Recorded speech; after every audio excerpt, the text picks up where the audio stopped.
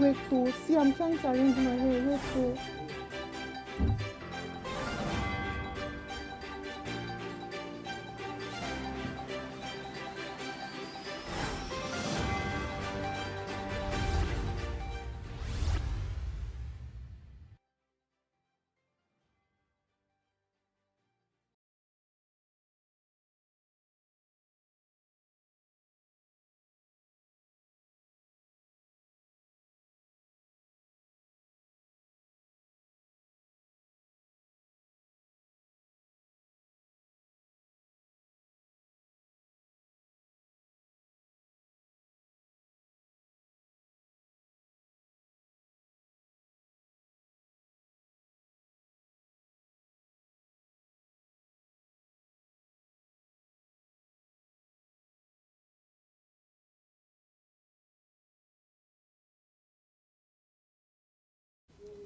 Good morning and welcome to Around the Globe on Aneke TV. I am Aneke. First, the headlines. Ivory Coast president says he will run for fourth term. 4 persons killed following deadly protests in Angola. Federal government faults U.S. travel advisory on Nigeria. Nigeria rescues stranded citizens in Central African Republic. President Tinubu orders immediate employment for 200 corps members. Nurses begin warning strike. Abia State government to conduct integrity tests on every building above 2 floors. I am Aneke. Now the news in detail. We begin in Japan. Evacuations are underway in Japan, Hawaii and some parts of the U.S. West Coast as a magnitude 8.8 earthquake off Russia's far eastern Kamchatka Peninsula has triggered tsunami warnings across the Pacific Ocean. Tsunami waves as high as 3 to 4 meters, that is 10 to 13 feet, have been reported in Kamchatka, while 30 centimeter, that is 12 inches waves, have hit a city in Hokkaido, northern Japan. Hawaii Governor Josh Green has asked people to heed evacuation orders and stay calm, while President Donald Trump advised Americans to be on alert for tsunami warnings. Several people have been injured in Kamchatka because of the earthquake and strong aftershocks expected. Tsunami alerts of varying levels have also been issued in parts of China, the Philippines, Indonesia, Guam, Peru, and the Galapagos Islands of Ecuador. From Japan, we move to the United Kingdom. The British Prime Minister Sir Keir Starmer has said that the United Kingdom will recognize a Palestinian state in September unless Israel takes substantive steps to end the appalling situation in Gaza. The Prime Minister said Israel must also meet other conditions, including agreeing to a ceasefire, committing to a long-term sustainable peace that delivers a two-state solution, and allowing the United Nations to restart the supply of aid, or the UK will take the step at September's UN General Assembly. However, Israeli Prime Minister Benjamin Netanyahu has told the UK that it cannot reward Hamas's monstrous terrorism. Now moving to some stories from Africa. Police in Angola say 4 people have been killed and 500 have been arrested after demonstrations in the capital, Luanda. What began as a 3-day strike by taxi drivers against rising petrol prices has escalated into one of the most widespread and disruptive waves of a protest the country has seen in recent years. Thousands of people joined demonstrations in the capital that saw roads blocked, shops looted, cars destroyed, as well as clashes between demonstrators and police. Since the protests broke out, there have been a report of gunfire in parts of the capital. In the meantime, Ivory Coast President Alassane Ouattara has announced he will run for 4th term in October's election. In a statement, the 83-year-old said his health was not an issue and his candidacy was driven by a need to preserve national stability and ongoing security and economic challenges. Ouattara argues that a new constitution approved in 2016 resets his 2-term limit, meaning he's allowed to stand. He will be the poll's frontrunner as several potential challenges have already been barred from the race.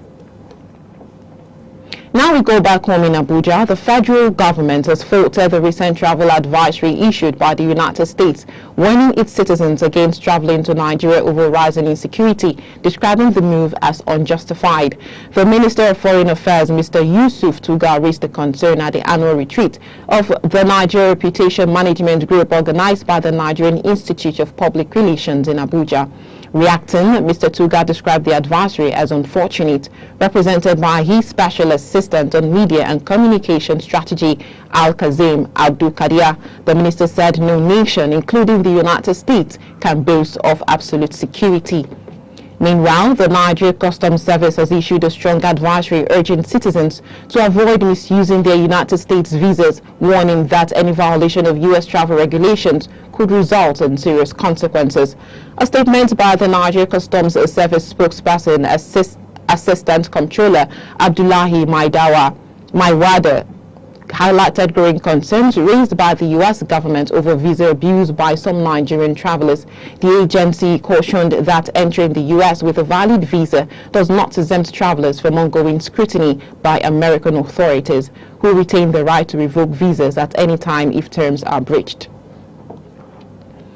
Away from that, the Nigerians in Diaspora Commission, NIDCOM, has responded to a viral video circulating on social media showing a group of Ghanaians protesting and demanding the deportation of Nigerians from Ghana. According to the viral video, the protesters accused some Nigerians of engaging in criminal activities and claimed their behavior was incompatible with Ghanaian societal values. In a statement, NIDCOM chairman and CEO Abike Dabiri Erewa condemned the generalization of Nigerians as criminals, describing it as unfair and dangerous. She stressed that while a few individuals may be involved in wrongdoing, the majority of Nigerians living in Ghana are law-abiding and contribute positively to society. In the meantime, the federal government has rescued Nigerian workers stranded in the Central African Republic car, with evacuees now in the custody of the Nigerian embassy in Bangui. This came after a viral video showing the distressed workers appealing for help after being allegedly abandoned by the Chinese employer Rado Central Coal Mining Company in Bambari, approximately 850 kilometers from the capital city. According to the Ministry of Foreign Affairs, officials from the Nigerian mission in Bangui established contact with the affected nationals, retrieved their passports and dispatched a vehicle with military escort to transport them safely to Bangui. Announcing the development yesterday, the ministry spokesperson Kimebi Ebenfa said stranded Nigerian workers in the Central African Republic have been successfully rescued and are currently in the custody of the Embassy of Nigeria in Bangui. President Bola Tinubu has directed the immediate employment of 200 National Youth Service Corps NYSC honorees into the Federal Civil Service. The president also announced a 250,000 naira cash award for the 200 honorees in recognition of their outstanding service during the 2020 to 2023 service years. The president, represented by the Minister of State for Labor and Employment Nkiruka Onyejocha, at the combined President's NYSC Honors Award Ceremony 2020 to 2023 in Abuja, celebrated the awardees for their discipline, commitment, selflessness, teamwork, patriotism, and integrity. Still in Abuja, nurses under the umbrella of the National Association of Nigerian Nurses and Midwives Federal Health Institution sector have insisted that their planned 7-day warning strike will begin today. The members vow to complete the strike even if the government called for negotiations. Speaking in an interview with newsmen, the national chairman of the association, Murakinyo Rewan, said the government had 15 days to respond to their demands but failed to act. According to him, members were prepared to face any consequences, including no work, no pay. Some of the demands of the nurses are upward review of shift allowance, uniform allowance adjustment, a separate salary structure for nurses, increased core duty allowance, mass employment of nurses, and the establishment of a nursing department in the Federal Ministry of Health, among others. In Abia State, the General Manager of the Umuahia Capital Development Authority, Mr. Kingsley Agomo, says the Abia State government will carry out a thorough investigation into the recently collapsed 3-story building in Umuahia. He also said that the government would conduct integrity tests on every building above 2 floors in the state. Mr. Agomo, who stated this at the Government House Umuahia during a news conference on the week's Executive Council meeting presided over by Governor Alex Oti, explained that integrity tests were to ensure that citizens are fully protected in any building they occupy. Agomo said that the state government has zero tolerance for professional misconduct and will do everything possible to ensure that the lives of citizens in the state are protected. That's it on Round the Globe on Aneke TV. But before we end the news, a recap of major headlines brought to you. Ivory Coast president says he will run for fourth term.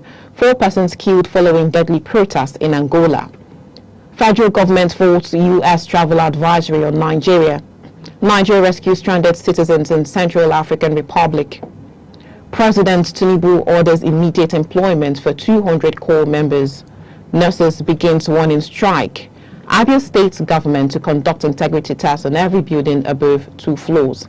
I am Aneke. Thank you for watching.